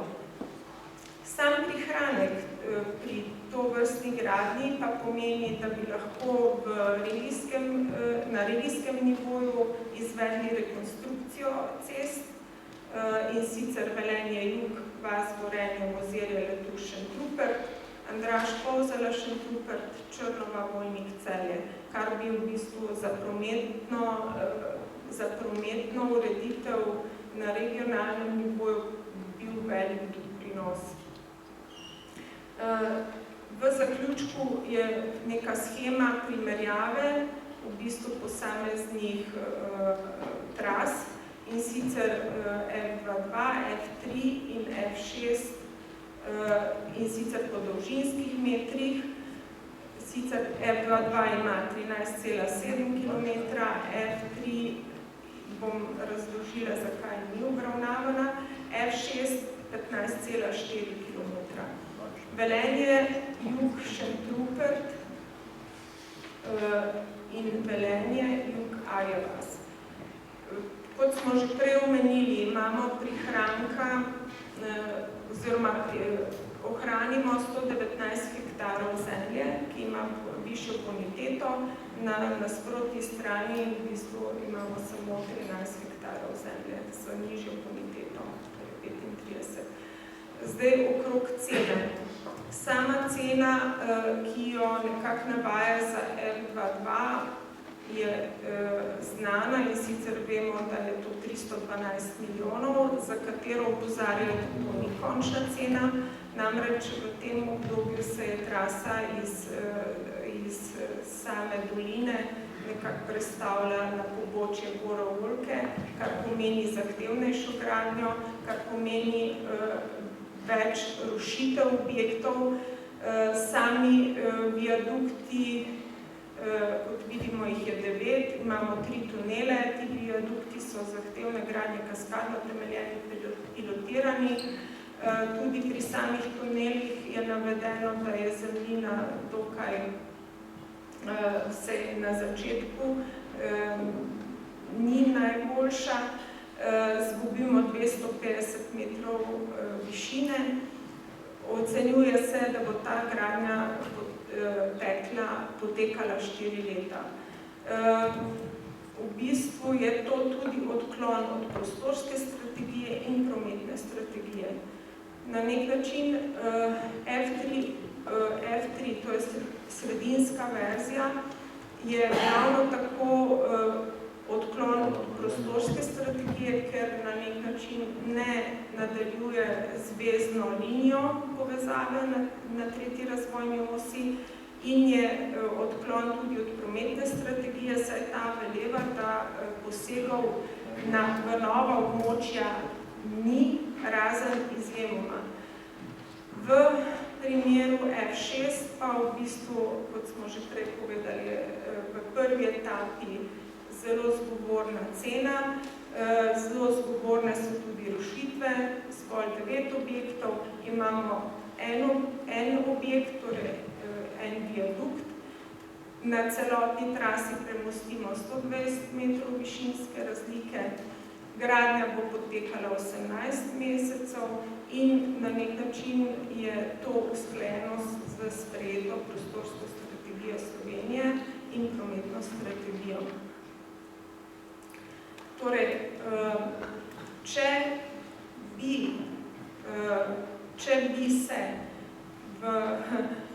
bi se udejanila pa zgodba F22, lahko nazorno vidimo oris trase, ki skozi Savinjsko dolino, ki nekako dobesedno odreže dominanto prostora, ob vznožju se praktično popolnoma degradira Šmartno v Paki, se nadaljuje vzdolž prostora Savinje, vzporedno železnico, kjer so varovana območja v Savinji, tudi Natura 2000, torej Savinja spada v Natura 2000.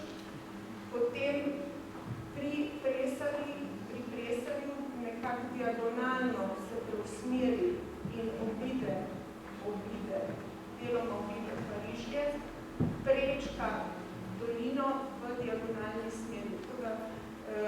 Cesta F22 bi pomenila razrez doline na 2 dela, bila bi funkcionalno motena in sicer samo v 4 segmentih jo bo bi jo prečno povezali.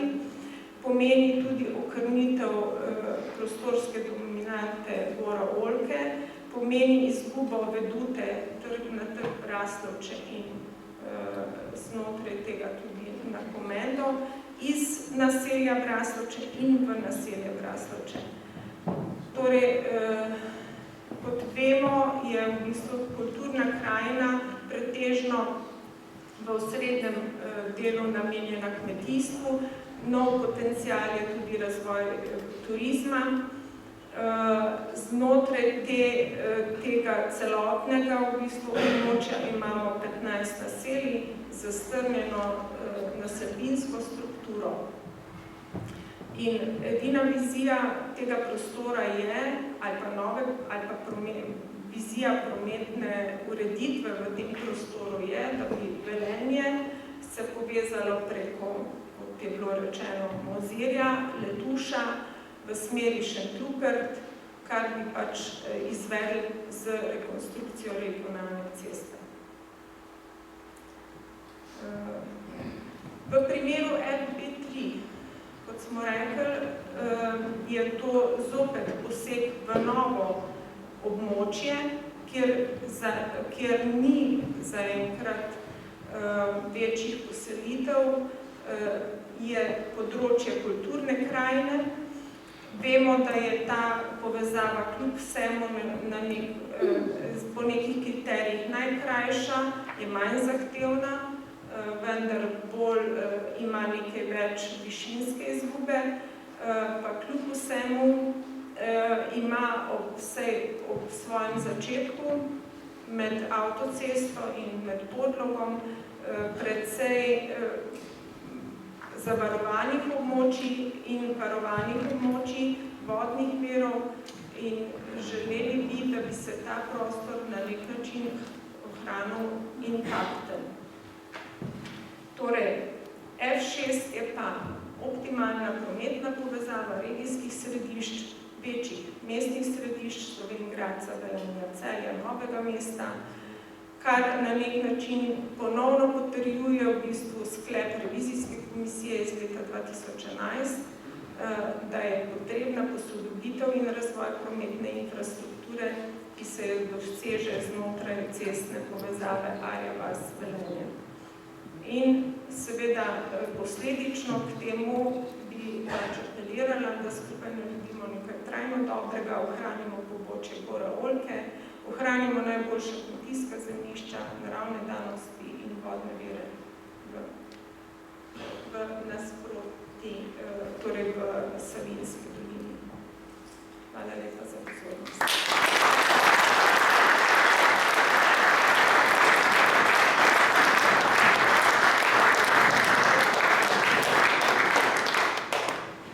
Hvala tudi gospe Kutičej.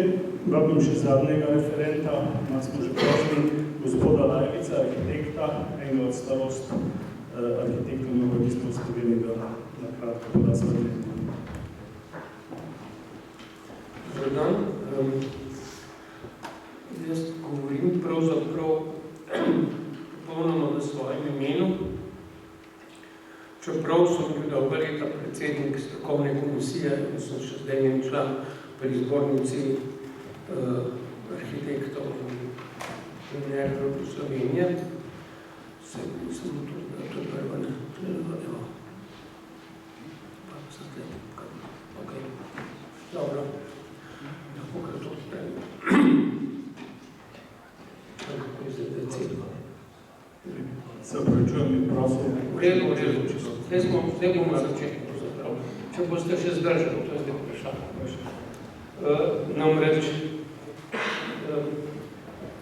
tole, kar vidite, bo prišlo k malo vrsto. Tole posvetovanje se sklicalo za zadnji dan zadnjega majskega tedna, v katerem se je pojavila vrsta članov po delu, ki sem jih prebral in najbolj tudi drugih dnevnikih, vse imajo vsi enako dobre, oziroma izvrstne novinarje. Vsi opisujejo katastrofalni položaj Slovenije in tirajo spremembo smeri, v katero gre naša barčica. Zahtevajo jasno vizijo, predvsem pa razločno opredeljene prioritete, o čemer sem tudi sam že pisal. Prva prioriteta in dolžnost nas vseh je ohranjanje naravnega okolja in dobrin, ki jih vsaj doslej še imamo, zrak, vodo, orno zemljo in razmeroma nedotaknjeno krajino. Upam, da bo tudi tole posvetovanje pripeljalo do soglasnega sklepa, da njihovo uničevanje zaustavimo, kolikor je le v naših močeh. V vodi se je pisalo zadnje ni dovolj, usoda zraka pa najbolj nazorno kaže tale napoved, ki velja za Evropo. Mi smo na srečo odkule v tem koncu in razmeroma smo vse na zelenem. To se pravi, ne duši nas, to je pomanjkanje zraka, denarja, pa tudi ne, kot je lepo napisal magister Janez Zevi v delu, mislim, da 26. maja v četrtek. Pač pa nas duši neodgovornost, nemotiviranost, škodozernost, nepovezanost, revanšizem, predvsem pa neizmerna birokracija, zlasti na državni ravni, pa tudi na občinah, kar ne velja za manjše od njih. Kolikokrat smo že brali, piše on, da se izvedba nekaterih projektov državnega in strateškega pomena zatika po uradih, ker državni birokrati v skladu z zakoni prepočasi ali sploh ne reagirajo in odločitev vlečejo nerazumno dolgo. Kako smo sploh lahko prišli do tako zavočnega položaja države? Dva vzroka sta za to. Prvi lepo opisuje nekdanji direktor VIS, to se pravi varnostno-informativne službe, profesor Miha Brejc, tedanji direktor. Nismo znali izkoristiti izjemnega vzdušja po osamosvojitvi. Doživeli smo divjo privatizacijo krajev družbenega premoženja. Leta 1992 smo kriminalistični službi, ta služba VIS, predali več kot 600 vad. Kaj dosti se na to ni zgodilo, ker je bilo to v interesu tedanjih oblastnikov. Kaže, da je največjo krajo družbenega premoženja zvedla levica, desnica jo je med letoma 2004 in 2008 pa poskušala dohteti.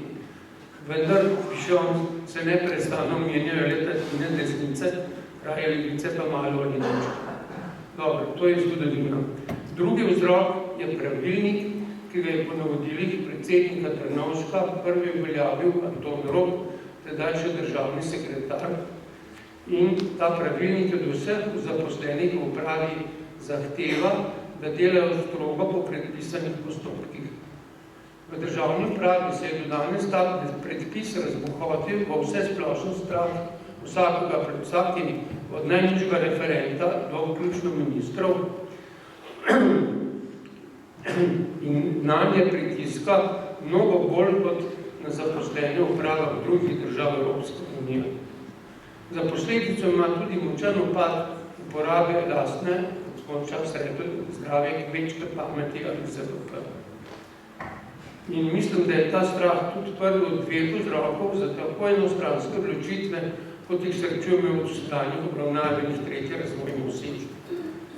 Drugi, enako pomemben pa je, da še do danes ni povsem jasno, kdo je dejanski naročnik in ali ima sploh eno samo telo nesporen mandat sprejemati dokončne sklepe glede prometne povezave v celotni razvojni osi, oziroma tretji razvojni osi, kakršno predvideva zakon iz leta 2010. Tule je tam na kratko, torej grobo narisano, pa predvsem ta smer, ki je zdaj predvidena kot prva sploh realizacija te prometne vsi in očitno leži popolnoma zunaj. Tudi zato, in ker nista definirani raven in karakteristike celotnega projekta 7 od 8 revidentov lani, oziroma trase, ki je bila lani ponovno izbrana, ti revidenti so revidirali to že precej prej, ni smatrano za te trase za najbolj primerno. Značilno pa je, da se pripravljalna dela vseeno nadaljujejo.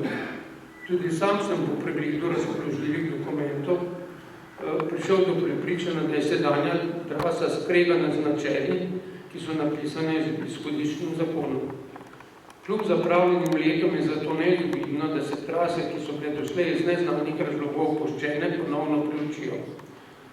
Ob tem menim, da je nujno prvič, da trenutne lokalne interese popolnoma odvojimo od trajnih interesov celotne države. Prioritete sem opisal že na začetku. Slednje interese je dolžna določiti vlada, zlasti Ministrstvo za prostor, kmetijstvo in infrastrukturo.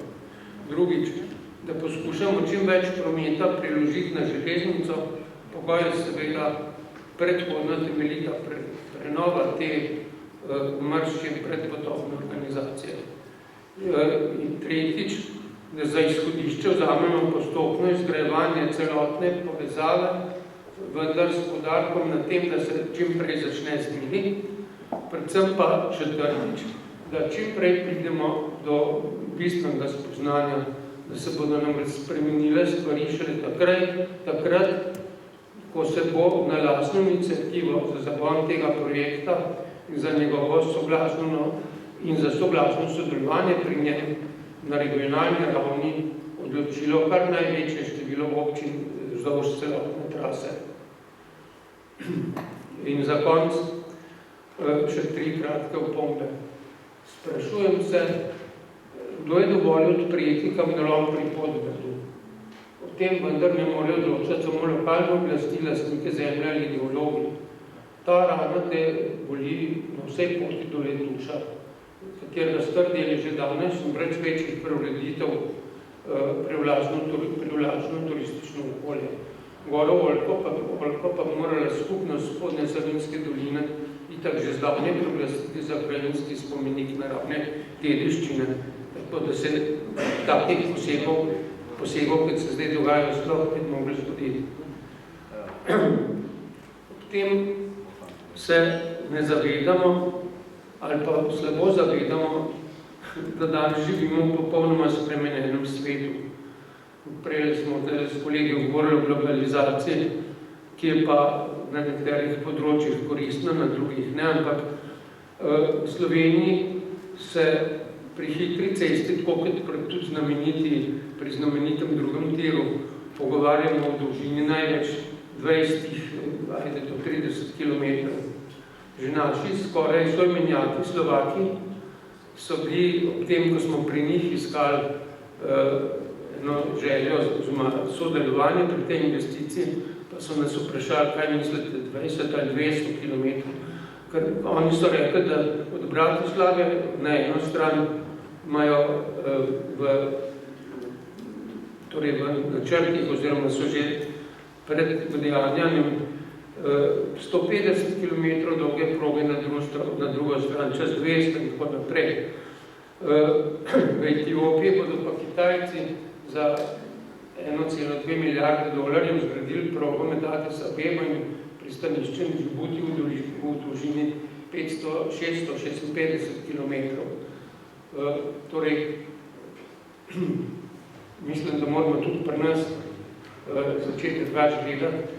In naj končam, upam, da sem bil dovolj kratek, s poskusom dviga morale.